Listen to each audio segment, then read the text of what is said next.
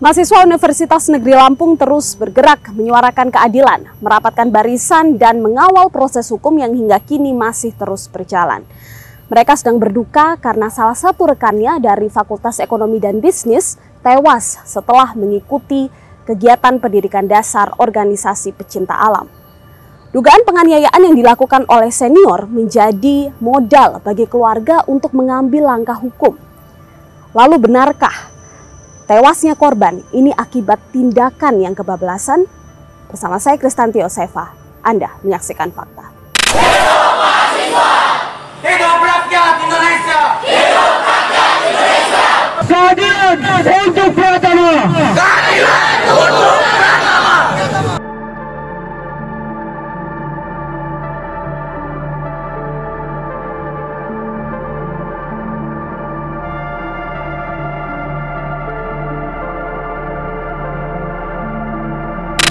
Sekarang kami akan menuju ke rumah keluarga korban Pratama. Di sana kami akan menemui ibundanya untuk mendengarkan langsung cerita dari beliau. Kita temukan faktanya.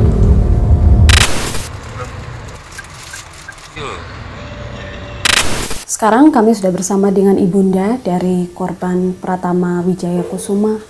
Bu Wirna, sebelumnya kami mengucapkan turut berduka cita sedalam-dalamnya atas musibah ini. Kalau kami boleh ingin mendengar dari kesaksian ibu ya, waktu pertama kali bertemu dengan Pratama seusai pulang dari Diksar, apa yang ibu ingat saat itu, kondisinya, apa yang ibu ya? Pertama saya nyebut anak saya udah jam 10 lewat setengah 11-an di Unila dengan keadaan anak saya udah kumal, ucel. Di situ saya sempat terangkul sambil nangis. Ya Allah nak, kataku, alangkah kotor kamu, segituin. Di situ sempat saya peluk dia, terus dia naikin tasnya. Ada cewek dua datang nyamperin saya, salam dengan katanya gini, tante, luka-luka Pratama udah kami obatin. Terus saya sempat ngomong, emang Pratama luka segitu? Iya tante, luka-luka, katanya kayak gitu. Terus kata almarhum, ayo mah cepet pulang, kata dia.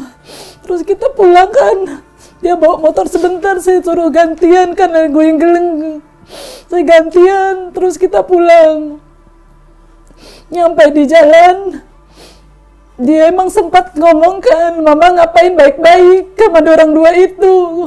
Nah kan aku nggak ada apa-apa karena cewek dong. Orang dua itu sempat jijilin Odo di lumpur yang ada batunya, sampai hidung Odo kena masuk lumpur sama mulutnya.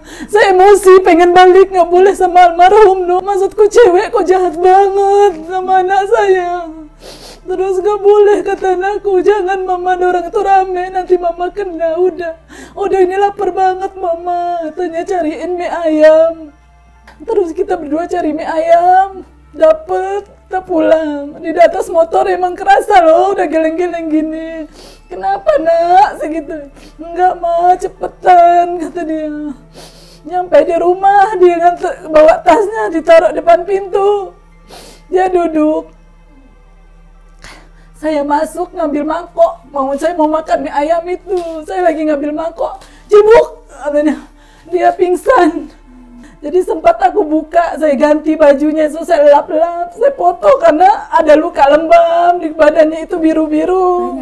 Luka di sininya biru, Mbak, aduh. Di sininya luka, terus di sini luka-luka kan. Sampai kukunya ini copot, Mbak. Aku bawalah ke rumah sakit, dia nggak mau.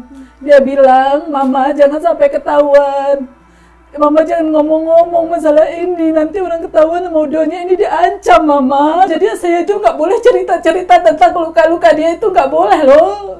Selama 5 bulan itu, sebelum sampai akhirnya Pratama meninggal dunia, apakah dia terlihat mengalami trauma? Iya, benar.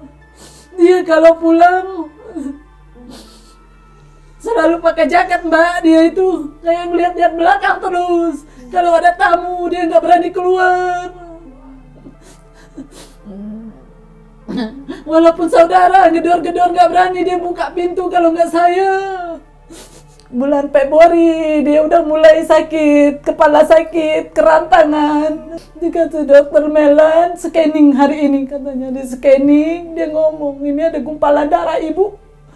Ibu dengan catatan ini harus nggak tahu ini apa lagi ini di dalamnya ini katanya.